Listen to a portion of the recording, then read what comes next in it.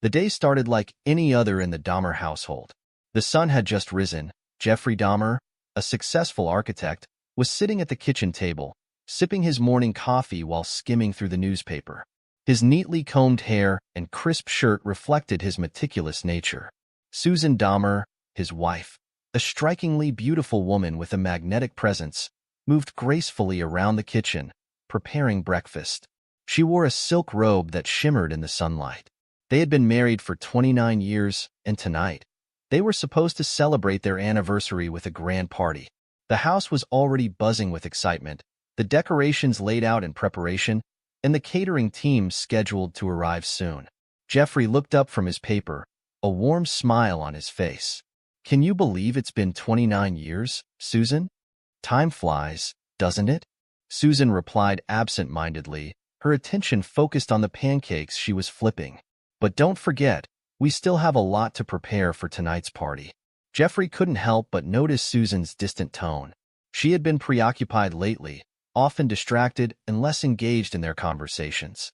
He attributed it to the stress of organizing their anniversary celebration. He watched her closely, sensing an undercurrent of tension that he couldn't quite place. As the morning went on, Jeffrey's sense of unease grew.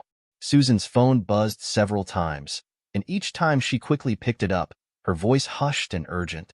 Jeffrey tried to brush it off, convincing himself it was probably related to the surprise she mentioned for the party. But the nagging feeling persisted. "Who keeps calling you? You seem pretty busy," Jeffrey asked, trying to sound casual. Susan forced a smile, slipping her phone into her pocket. "Just some last-minute arrangements for tonight. Don't worry about it." Jeffrey nodded, but the suspicion gnawed at him. He decided to distract himself by focusing on the party preparations. He stepped outside to check on the garden, where a team of decorators was setting up fairy lights and arranging flowers.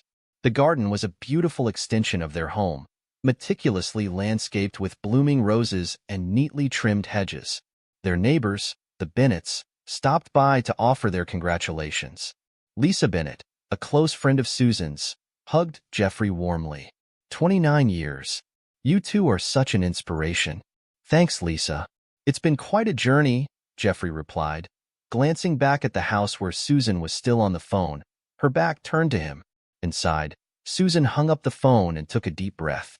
She glanced at the clock, her mind racing. She had to make sure everything was perfect for tonight. But it wasn't just the party that occupied her thoughts. The phone calls were from Larry, a man she had met months ago at a charity event. Their affair had started innocently enough, but it had quickly escalated into something more intense. Now, the guilt and excitement were a constant turmoil inside her. As the day progressed, Jeffrey's unease turned into a gnawing anxiety. He couldn't shake the feeling that something was off. He decided to take a break from the preparations and went for a walk around the neighborhood. The familiar sights and sounds usually brought him comfort, but today they felt overshadowed by the storm brewing in his mind. He ran into Frank, his old college friend, who lived a few blocks away. They chatted briefly about their families and work, but Jeffrey's thoughts kept drifting back to Susan. "You seem distracted, Jeffrey. Everything okay?" Frank asked, noticing his friend's distant look. "Just a lot on my mind with the anniversary party tonight," Jeffrey replied, trying to sound upbeat. "Well, you and Susan are the perfect couple. I'm sure everything will be great," Frank said with a reassuring smile. Back at home, Susan was making final arrangements for the party. She checked the guest list, coordinated with the caterers, and supervised the decorators. But her mind was elsewhere. She kept replaying her conversations with Larry, feeling a mix of excitement and dread. In the afternoon, Jeffrey returned home and found Susan sitting in the living room, looking lost in thought. He sat down beside her and took her hand. "Susan, is everything really okay? You seem different." Susan looked into his eyes, her heart pounding. She wanted to tell him the truth, to end the affair and focus on their marriage. But the words wouldn't come. "I'm just tired, Jeffrey. It's been a lot of work preparing for tonight." Jeffrey squeezed her hand, trying to reassure her. "We'll get through this together, like we always have." The rest of the day passed in a blur of activity. The caterers arrived, and the house filled with the delicious aromas of gourmet food. Guests began to arrive, their laughter and chatter filling the air. Jeffrey and Susan greeted them warmly, playing the role of the perfect hosts. Finally, the evening arrived, and the Dahmer residence was abuzz with preparations for the party. Jeffrey Dahmer moved through the house, ensuring everything was perfect. He adjusted the floral arrangements, checked the champagne glasses, and exchanged pleasantries with the catering staff. The doorbell rang, startling him from his thoughts. That must be the first guest, he thought, heading to the door with a welcoming smile. Jeffrey opened the door, his smile freezing as he took in the sight before him. Standing there was a towering, intimidating big dark man with a smug grin plastered across his face. He wore a leather jacket and exuded an air of menace. "Can I help you?" Jeffrey asked, his voice tinged with confusion and unease. The stranger leaned against the doorframe, his grin widening. "Hey, loser, I'm taking your wife on a wild night out and will satisfy her until morning. You can't say no." Jeffrey's heart sank as he saw Susan descending the staircase behind him, wearing a revealing dress that left little to the imagination. Her hair was styled provocatively, and she wore a bold red lipstick that Jeffrey had never seen on her before. She looked at him with a mix of defiance and excitement. Susan reached the bottom of the stairs, her heels clicking on the polished floor. She smiled, but it didn't reach her eyes. "Today's gonna be so much fun. I'm leaving, honey. Don't wait for me for dinner. I can't miss him today. We can celebrate later." Jeffrey stood there, stunned and speechless, as the reality of the situation hit him like a freight train. His wife was leaving with another man, right in front of his eyes, on their anniversary. The room seemed to spin around him, the voices and laughter from the party preparations fading into a dull roar.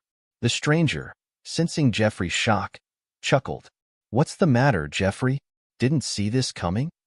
He wrapped an arm around Susan's waist, pulling her close. Jeffrey felt a surge of anger and humiliation. He wanted to yell, to stop them, but he was rooted to the spot, his mind racing. Susan turned to the stranger, whispering something in his ear that made him laugh even louder. As they walked out the door, Jeffrey heard the sound of laughter from the living room, where their friends and family were gathered, unaware of the drama unfolding at the front door. He felt a wave of nausea, the betrayal cutting deep. Inside, the party was in full swing. Jeffrey's best friend, Tom, noticed the look on Jeffrey's face and approached him. Tom was a tall, burly man with a kind heart. He had known Jeffrey and Susan for years and had always admired their relationship. "Jeffrey, everything okay?" Tom asked, his brow furrowed with concern. Jeffrey forced a smile, trying to regain his composure. "Yeah, just a little overwhelmed. Susan had to step out for a bit." Tom didn't look convinced but nodded. "If you need anything, you know where to find me." Jeffrey nodded, appreciating his friend's support. He wandered back into the living room, where the guests were mingling, oblivious to the storm that had just passed. He plastered on a smile, engaging in small talk with the guests, but his mind was elsewhere. Meanwhile, in a corner of the room, Lisa Bennett, Susan's close friend, noticed something was off. She had seen the exchange at the door from a distance and felt a pang of worry. Lisa had always been intuitive and could sense when something was wrong. She decided to keep an eye on Jeffrey, ready to step in if he needed support. As the evening wore on, Jeffrey found it increasingly difficult to maintain the facade. He excused himself from the party and retreated to his study, closing the door behind him. He sank into his chair, the weight of the betrayal crashing down on him. He stared at the framed photos on his desk, reminders of happier times, now tainted by the night's events. He picked up his phone and scrolled through his contacts, his finger hovering over Tom's name. He needed to talk to someone, to make sense of what had just happened. But before he could make the call, the door to his study opened, and Lisa stepped in. "Jeffrey, I know something's wrong. Talk to me," she said softly, closing the door behind her. Jeffrey looked up, his eyes filled with pain. "Susan, she left with another man, right in front of me." Lisa's eyes widened in shock. "Oh, Jeffrey, I'm so sorry. I had no idea." Jeffrey ran a hand through his hair, struggling to hold back tears. "I don't know what to do, Lisa. Everything feels like it's falling apart." Lisa crossed the room and sat down beside him, placing a comforting hand on his shoulder. "We'll figure this out, Jeffrey. You're not alone in this." The rest of the night passed in a blur for Jeffrey. The party continued, but for him, it was a hollow charade. He made excuses, slipped back into the role of host when necessary, but his mind was miles away, grappling with the shock and betrayal. As the last guests left and the house grew quiet, Jeffrey stood alone in the living room, the remnants of the celebration around him. He stared at the door, where Susan had walked out with another man, and felt a cold determination settle in his heart. "This isn't over," he whispered to himself, his eyes hardening with resolve. "They will regret this." The calm before the storm had passed, and now the storm was here, promising a path of vengeance and reckoning. Jeffrey muttered to himself, his voice low and filled with resolve. "They think they can just walk all over me? I'll show them what a big mistake they made." Jeffrey knew he needed a clear head to devise a plan. He walked to his study, a place where he had always found solace and clarity. The room was filled with architectural models and blueprints, symbols of his meticulous nature and strategic mind. He sat at his desk, turning on the lamp that cast a warm, focused light on his workspace. He opened his laptop and began gathering information on Susan's lover. It didn't take long to find him. Larry Jensen, a local businessman with a reputation for shady dealings. Jeffrey's fingers flew over the keyboard as he delved deeper into Larry's background, uncovering his vulnerabilities and weaknesses. Financial troubles, illicit affairs, and a fragile reputation. Larry was not as invincible as he seemed. Jeffrey leaned back in his chair, a plan forming in his mind. He needed allies, people who could help him execute his revenge without leaving a trace back to him. He picked up his phone and contacted a few trusted friends who specialized in various unsavory activities. These were friends he had helped in the past, and they owed him favors. It was time to call them in. First, he called Sam, an old college friend who had turned into a private investigator. Sam had a knack for digging up dirt and gathering intel discreetly. When Jeffrey explained the situation, Sam didn't hesitate. "I've got your back, Jeffrey. I'll get all the dirt we need on this Larry guy." Next, Jeffrey reached out to Carlos, a tech wizard who had once helped him with a security breach at his firm.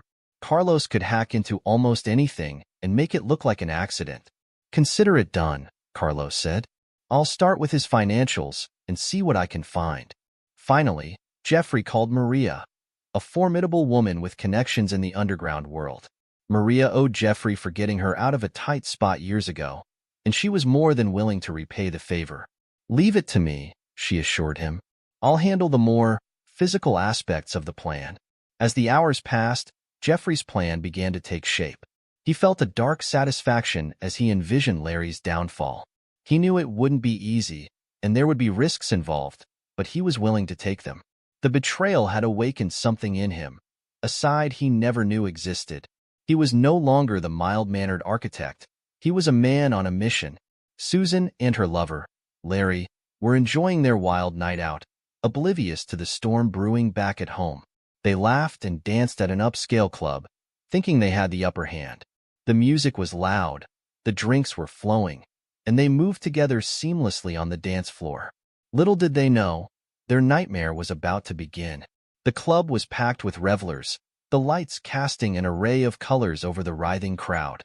Larry, with his confident swagger, led Susan to a quieter corner where they could talk without shouting over the music.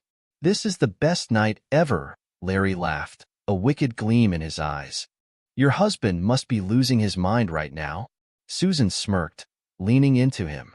"He'll get over it. Besides, he needed a wake-up call. He's been so complacent for years." Larry pulled Susan closer, his eyes gleaming with mischief. "Well, you're with me now. Let's make this night unforgettable." The next morning, as the first light of dawn crept into the room, Jeffrey's plan was ready. He had all the information he needed and the support of his trusted allies. He took a deep breath, steeling himself for what was to come. This was the turning point. The calm before the storm had passed, and now the storm was here. Jeffrey was ready to unleash it, and he would stop at nothing to see his revenge through. Larry and Susan decided to head back to his place. The drive was filled with laughter and teasing, but as they pulled into Larry's driveway, their jovial mood was shattered. There, illuminated by the harsh glare of the outdoor lights, stood Jeffrey, calm and composed, with a glint of malice in his eyes. "Evening, Larry." "Susan, did you have a good time?" Jeffrey's voice was unnervingly calm. Larry sneered, trying to regain his composure. "What's the matter, Jeffrey? Can't handle a little competition?" Jeffrey smiled, a dangerous edge to his voice. "Oh, I'm more than capable. In fact, I think it's time you learned a lesson." Before Larry could react, Jeffrey signaled to his friends, who emerged from the shadows like specters. Sam, Carlos, and Maria moved swiftly, overpowering Larry with practiced ease. They tied him up with zip ties, his struggles futile against their strength. Susan watched in horror as her lover was subdued, her mind racing. The night had taken a terrifying turn she had never anticipated. She stepped forward, her voice shaking. "Jeffrey, what are you doing? Let him go." Jeffrey turned to her, his expression cold and unyielding. "You wanted excitement, didn't you? Well, here's your chance." Sam, the private investigator, moved to Jeffrey's side. He had a calm, professional demeanor, his eyes scanning the surroundings for any signs of trouble. Carlos, the tech wizard, stood by the car, his laptop open on the hood, monitoring the security cameras he had hacked to ensure they wouldn't be disturbed. Maria, with her imposing presence, stood guard, her expression fierce and unapproachable. Larry struggled against his restraints, his voice a mix of anger and fear. "You can't do this. Let me go." Jeffrey leaned in close, his voice a deadly whisper. "This is just the beginning, Larry. You thought you could humiliate me? Now you'll see what real humiliation feels like." As Susan watched the scene unfold, a horrifying realization dawned on her. She had underestimated Jeffrey's resolve and his capacity for vengeance. Her excitement turned to fear as she saw a side of her husband she had never known existed. "Jeffrey, please," she pleaded, tears streaming down her face. "This isn't you. You don't have to do this." Jeffrey's eyes met hers, and for a brief moment, she saw a flicker of the man she once loved. But it was quickly replaced by a steely determination. "You made your choice, Susan. Now it's my turn." Larry was dragged into the house, his protests muffled by the gag Maria had expertly tied around his mouth. The house, once a sanctuary of comfort, now felt like a trap closing in. They led him to the basement, a space that Jeffrey had transformed into a place of reckoning. The cold, concrete walls and the dim lighting added to the oppressive atmosphere. Jeffrey's friends secured Larry to a chair in the center of the room. Sam set up a camera, its red light blinking ominously. Jeffrey stepped forward, a cruel smile playing on his lips. He turned to Susan, who stood at the top of the stairs, frozen in fear. "You wanted to wake me up, didn't you?" Jeffrey said softly. "Well, consider me awake. Now, you'll both learn the consequences of betrayal." Larry's defiance turned to despair. "You'll pay for this, Jeffrey," he yelled through the gag. Jeffrey smirked. "I doubt that. But you will, Larry. You will." Jeffrey began to methodically outline his plan, detailing how he would expose Larry's illegal activities and ruin his reputation. He described the evidence Carlos had gathered, the financial records that would implicate Larry in embezzlement and fraud. Jeffrey's voice was calm, almost clinical, as he explained the downfall he had meticulously orchestrated. Susan's horror grew with each word, realizing that Jeffrey's vengeance would leave no stone unturned. Her lover would be destroyed, and she would be left to pick up the pieces of her shattered life. As the reality of their situation set in, Larry's defiance turned to despair. He slumped in the chair, his eyes wide with fear. Susan stood in the shadows, tears streaming down her face, knowing that their nightmare was just beginning. Jeffrey stepped back, satisfied with the fear he had instilled. "Welcome to your new reality," he said softly, turning away from them. "This is only the beginning." The trap was set, and there was no escape. The atmosphere inside the Dahmer house was tense and foreboding. The once cozy living room now felt like a prison. The dim lighting cast eerie shadows on the walls, creating an environment thick with dread. Larry was tied to a chair, struggling against his restraints, while Susan stood nearby, paralyzed with fear and regret. The smell of sweat and fear permeated the air. Larry's face was contorted with anger and fear. "You're insane. Let me go," he screamed, his voice echoing through the house. Jeffrey remained calm, his demeanor icy. "Oh, I'm just getting started. You see, Larry, nobody humiliates me and gets away with it." Jeffrey's plan was as methodical as it was ruthless. He had spent hours gathering every bit of incriminating evidence against Larry. With the help of Carlos, the tech wizard, he had hacked into Larry's financial records, uncovering a series of fraudulent transactions and illegal activities. "Did you really think you could hide this?" Jeffrey asked, waving a stack of documents in front of Larry's face. "Your employer will be very interested to know where all their money went." Larry's eyes widened in horror as he realized the extent of Jeffrey's knowledge. "You can't do this," he whispered, his voice cracking. Jeffrey's smile was devoid of warmth. "Oh, I can, and I will." Jeffrey picked up his phone and began making calls. He contacted Larry's employer first, his voice steady and confident as he laid out the evidence of embezzlement. The reaction on the other end of the line was predictable: shock, anger, and a promise of immediate action. Next, Jeffrey called Larry's family, detailing the extent of his deceit and betrayal. Each call was a nail in the coffin of Larry's reputation. Susan watched in horror as Jeffrey dismantled Larry's life piece by piece. Her mind raced with guilt and fear.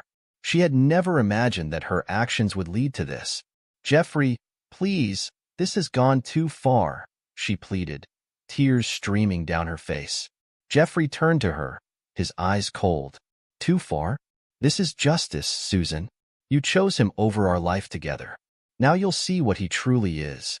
In the midst of the chaos, Sam, the private investigator, monitored the situation from a nearby room, ensuring that no one would interrupt.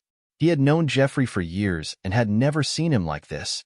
A part of him admired Jeffrey's resolve, while another part worried about how far he would go. Carlos, glued to his laptop, continued to send out emails and messages, making sure that every piece of dirt on Larry reached the right people. He was the silent executor of Jeffrey's revenge, his fingers flying over the keyboard with precision. Maria, standing guard by the front door, kept an eye out for any signs of trouble. She was a formidable presence, her loyalty to Jeffrey unwavering. She had her own reasons for wanting to see Larry suffer, reasons she kept to herself. Larry's defiance began to crumble.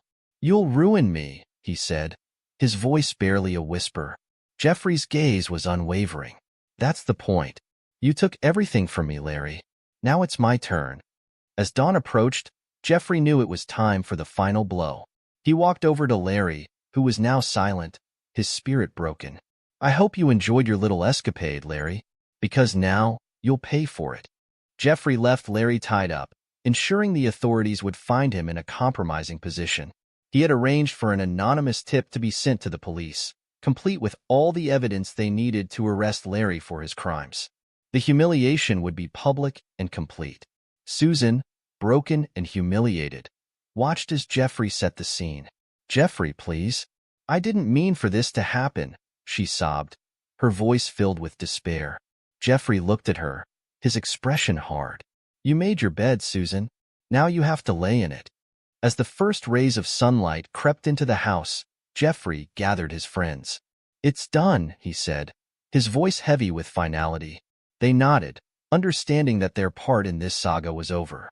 With a final glance at Larry and Susan, Jeffrey walked out of the house, his friends following close behind. The sound of police sirens in the distance signaled the end of one chapter and the beginning of another. Jeffrey knew that his actions would have consequences, but for now, he felt a grim satisfaction. He had taken back control, and no one would ever humiliate him again. The night of reckoning was over, but the repercussions would echo for a long time to come. As the police arrived and the chaos unfolded, Jeffrey walked away, ready to face whatever came next with a heart hardened by betrayal and revenge. In the weeks that followed, the fallout from that fateful night reverberated through their lives. Larry's life was in shambles. His career and personal life lay in ruins. Susan, ostracized and ashamed, struggled to pick up the pieces of her shattered existence. The Dahmer house, once a symbol of stability and warmth, now felt like a relic of a past life. Jeffrey moved through the rooms with a sense of detachment, the echoes of the past haunting each corner. His friends, ever loyal, checked in frequently, offering support and companionship. Larry sat in a dingy apartment, the walls bare and unadorned. His once pristine suits were now rumpled and stained. The phone rang incessantly, each call a reminder of the world collapsing around him. He picked up the receiver with a trembling hand, his voice hollow and defeated. "Hello?" Larry answered, his voice breaking. "Larry, this is Lisa from your former employer," came the clipped response from the other end. "We've received the evidence of your financial misconduct. You're terminated, effective immediately. Expect a lawsuit for damages." Larry's hand shook as he slammed the phone down, his face buried in his hands. The weight of his downfall was crushing. The few remaining contacts he had turned their backs on him, and even his family was hesitant to offer solace. Susan, once the center of a luxurious life, found herself grappling with a new reality. The community that had once embraced her now shunned her, whispers of her betrayal following her like a shadow. Her attempts to salvage her social standing and rebuild her life were met with cold shoulders and judgment. One afternoon, she sat in a small cafe, her face buried in her hands. The barista, a young woman with sympathetic eyes, approached her with a cup of coffee. "Here's your coffee," the barista said gently, placing the cup in front of Susan. "It's on the house. I know things are tough right now." Susan looked up, her eyes red and weary. "Thank you. I just don't know where to start." The barista smiled warmly. "Sometimes, you have to start small, one step at a time." Susan nodded, grateful for the kindness amidst the harshness of her reality. She took a deep breath and sipped the coffee, finding a small bit of comfort in the simple gesture. Jeffrey was at his office, immersed in work, when his friend Mike came by for a visit. The office, filled with the clatter of keyboards and hushed conversations, contrasted sharply with the chaos of Jeffrey's personal life. Mike leaned against the doorframe, his expression a mix of concern and curiosity. "Jeffrey, are you okay?" Mike asked, his voice laced with genuine worry. Jeffrey looked up from his desk, a faint, weary smile on his face. "I'll be fine," he said, his tone steady. "It's time to move on." Mike nodded, stepping further into the room. "I know you've been through a lot. If you need anything, you can count on me." Jeffrey appreciated the offer, though his heart was heavy. "Thanks, Mike. It means a lot." Jeffrey embraced new opportunities, finding solace in his work and the support of his friends. He poured his energy into his career, taking on challenging projects that reignited his passion. His work was not just a distraction, but a path to personal growth and redemption. Jeffrey attended a networking event, his demeanor transformed from the man broken by betrayal to a figure of strength and resolve. The event was bustling with energy, a mix of industry professionals and eager entrepreneurs. Jeffrey moved through the crowd with a renewed sense of purpose, engaging in lively conversations. One of his colleagues approached him, a look of admiration in their eyes. "Jeffrey, I heard about your recent projects. They're incredible. How did you manage to turn things around so quickly?" Jeffrey smiled, his confidence evident. "Sometimes, you have to go through hell to find yourself again," he said. "I've learned to focus on what truly matters." His words resonated with those around him, and he began to rebuild his reputation and professional life. He started mentoring younger architects, sharing his experiences and wisdom, helping them navigate their own challenges. Jeffrey sat in his office, reflecting on the turbulent months. His space was a blend of professional order and personal comfort, a symbol of his recovery. The phone rang, and Jeffrey picked it up, his voice steady. "Hello?" It was his old mentor, Professor Reynolds, who had been following Jeffrey's journey. "Jeffrey, I just wanted to say I've been following your progress. It's remarkable how you've turned things around." Jeffrey leaned back in his chair, a sense of accomplishment washing over him. "Thank you, Professor. It's been a tough road, but I've learned a lot about myself along the way." Susan sought therapy and support groups, trying to make sense of her actions and rebuild her self-worth. One evening, she attended a support group meeting, where she shared her story with others facing their own struggles. The room was filled with empathetic faces, each person battling their own demons. The therapist, a calm and reassuring presence, addressed the group. It's important to acknowledge your feelings and take responsibility for your actions. Healing begins with understanding and forgiveness. Susan, her voice trembling, shared her story. I've made so many mistakes. I'm trying to find a way forward, but it's hard. A fellow group member, with a kind smile, spoke up. We all make mistakes. What matters is what you do next. Keep moving forward, one step at a time. Susan left the meeting with a glimmer of hope. She realized that rebuilding her life would be a long and challenging process, but it was a journey she had to undertake. As the days turned into weeks, Jeffrey and Susan continued to navigate their separate paths. Jeffrey found satisfaction in his professional achievements and personal growth, while Susan began to rebuild her life, albeit slowly and with much effort. Jeffrey sat at his desk, reflecting on the turbulent months. The pain of betrayal lingered, but it no longer held him captive. He looked out the window, watching the city come to life as the sun set, casting a warm glow over everything. Sometimes, you have to go through hell to find yourself again, Jeffrey said to himself. And sometimes, that journey makes you stronger than you ever thought possible. With a renewed sense of purpose, Jeffrey prepared to face whatever the future held, ready to embrace the next chapter of his life.